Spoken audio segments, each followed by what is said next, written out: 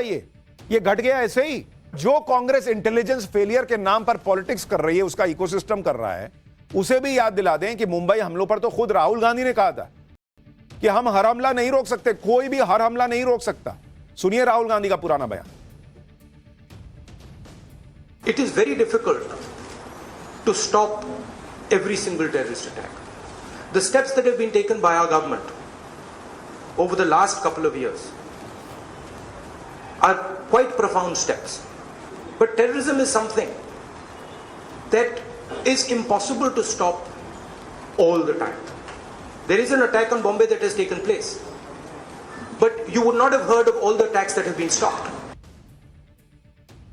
Rahul Gandhi UPA के जमाने में बता रहे थे कि हर आतंकी हमला नहीं रोका जा सकता, जबकि उस वक्त इंटेलिजेंस फेलियर का सवाल इसलिए उठता था क्योंकि एक के बाद एक घटनाएं हो रही थी। आज की डेट में कश्मीर के बाहर हर जगह लगभग लोग सुरक्षित हैं।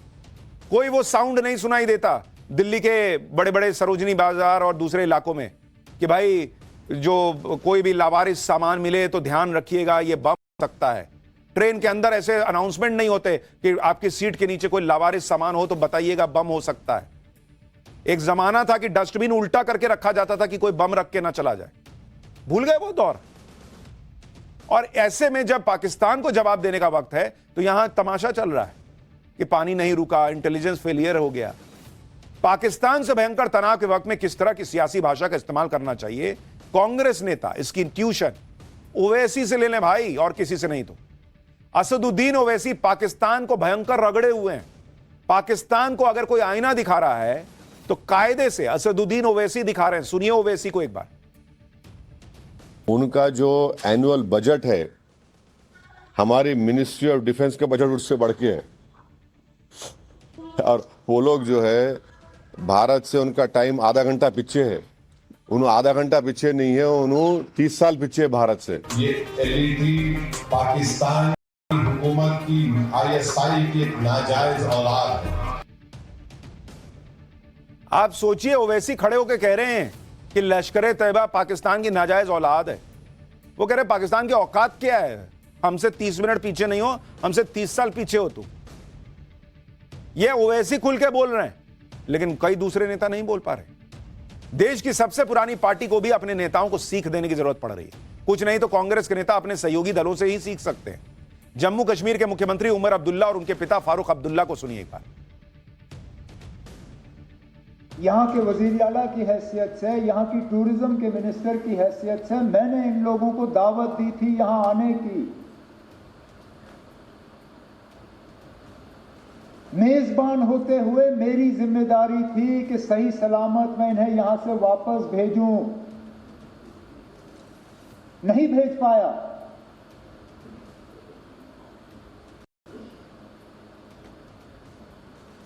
और माफी मांगने के अल्फाज नहीं थे।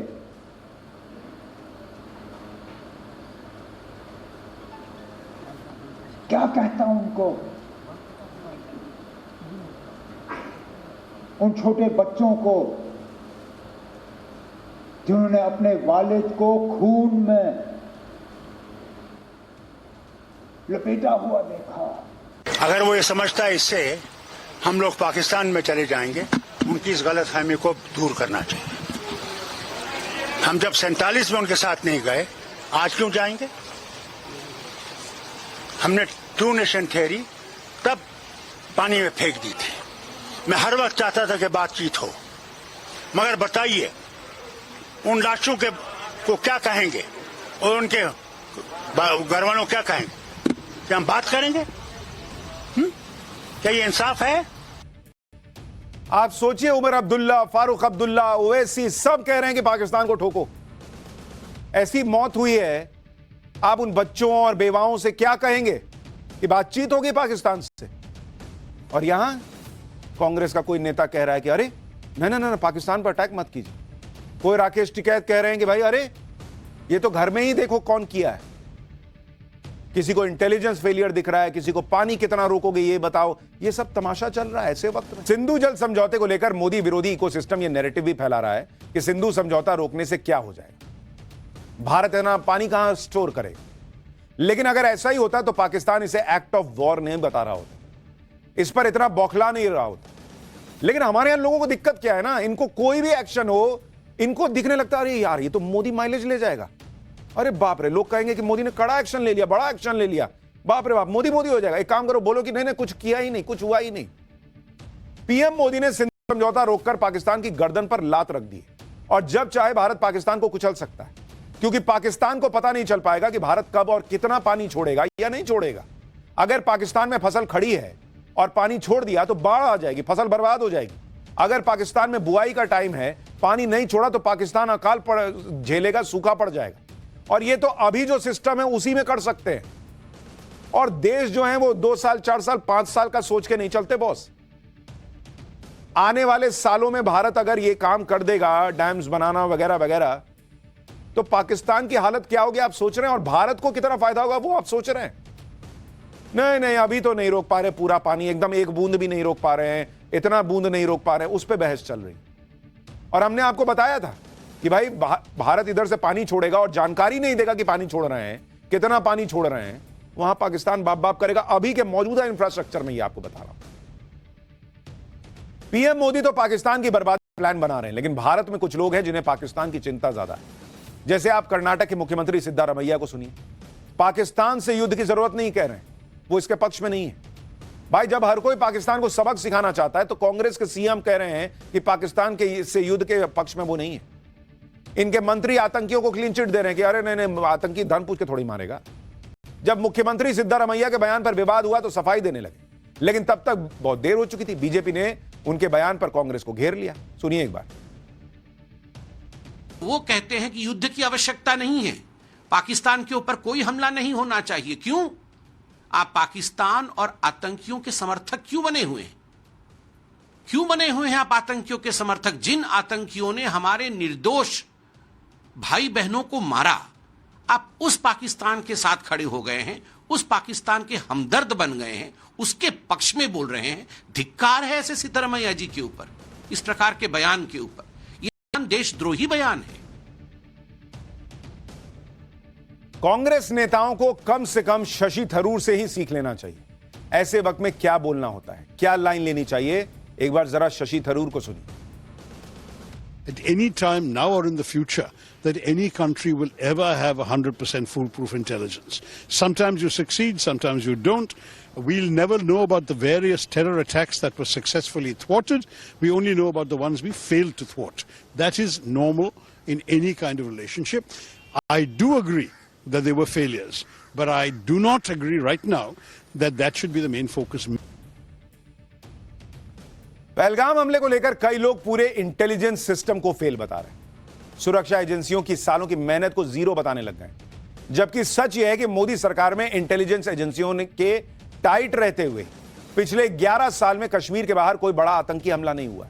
इंटेलिजेंस फेलियर हो रहा होता तो यह संभव था। कश्मीर के अंदर पत्थरबाजी की घटनाएं बंद हो गई। इंटेलिजेंस फेलियर के बिना इंटेलिजेंस फेलियर हो रहा होता तो पत्थरबाजी रुक जाती। आतंकियों के जनाजे पर जुटने वाली भीड़ अब गायब हो गई है। बिना इंटेलिजेंस के ये सब हो रहा है। और बॉस आप ये ध्यान रखिए कि इंटेलिजेंस सिस्टम पर सवाल उठाना बहुत आसान होता है, इंटेलिजेंस जुटाना बहुत मुश्किल होता है। इंटेलिजेंस एजेंसीज को 100 में से 100 बार कामयाब होना होता है, आतंकी को बस एक बार। और वो दौर था भाई कि आतंकी मुंबई, दिल्ली, हैदराबाद, पुणे, पता नहीं कहां कहां अटैक करते थे घुस के। आज की डेट में बीते 10 साल में किसी बड़े शहर में कोई बड़ा आतंकी हमला बताइए बिना इंटेलिजेंस सिस्टम के सक्सेसफुल हुए हुए ये संभव है? बिना जो उनका इकोसिस्टम होता है, स्लीपर सेल्स होते हैं, उसको खत्म किए ये संभव है कि आतंकी हमले रुक गए? और इंटेलिजेंस सिस्टम सक्सेसफुल है तभी तो ये आतंकी कश्मीर पार नहीं कर पा रहे। जिस कश्मीर के लिए रोना रोते हैं, कश्मीरियों को अपना बताते हैं ये आतंकी, उस कश्मीर में लोगों को ठोका है, उनको मार दिया, उनका धर्म पूछकर, ये जानते हुए कि वहां टूरिज्म खत्म होगा तो वही कश्मीरी सबसे ज्यादा सहेगा जिनको ये अपना बताते हैं और कहते हैं भारत उन पे अत्याचार कर रहा है। लेकिन जब इनको दिख रहा है कि ऐसा इंटेलिजेंस सिस्टम है कि ये कश्मीर पार नहीं कर सकते, तो इन्होंने वहीं पर आतंकी हमला कर दिया। ठीक है, इंटेलिजेंस सिस्टम फेल था, नहीं था, इस पर सवाल उठाई, लेकिन समय भी तो देख लीजिए। और आप खुद देखिए कि सरकार भी कह रही है कि भाई कुछ तो चूक हुई है तभी तो ये चीजें हुई हैं, लेकिन उसी का माहौल बन रहा है। जो लोग इंटेलिजेंस फेलियर की बात कर रहे हैं और पहलगाम के बहाने आतंक के खिलाफ पूरी लड़ाई पर सवाल उठा रहे हैं, उनको मैं आंकड़ा दिखाता हूं कि कैसे आतंकी घटनाएं कम हुई और क्या ये बिना इंटेलिजेंस एजेंसियों के शानदार काम किए संभव हो सकता है। आप इस वक्त में इंटेलिजेंस एजेंसियों का मनोबल तोड़ना चाहते हैं। J&K के अंदर अगर आप देखेंगे 2004 से लेकर 2014 तक, और दूसरी तरफ आप देखिए 2014 से लेकर 2024 तक, अगर आप इसको देखेंगे, यानी मोदी सरकार और यूपीए सरकार, नागरिकों की मौत, नागरिक मरे आतंकी हमले में, कितने मरे? 2004 से 14 के बीच में 1398 नागरिकों की जान गई बॉस आतंकी हमले में, और 2014 से 2024 के बीच में 309। क्या यह संभव है कि नागरिकों की मरने की संख्या कम हो गई बिना इंटेलिजेंस एजेंसियों के बेहतर काम किए हुए? जो जवान शहीद हुए वो कितने हुए? यूपीए के समय में जो जवान शहीद हुए उनकी संख्या थी 843। नरेंद्र मोदी के राज में यह घटकर हो गई 553। क्या बिना इंटेलिजेंस एजेंसियों के बेहतर काम किए हुआ ये घट गया ऐसे ही?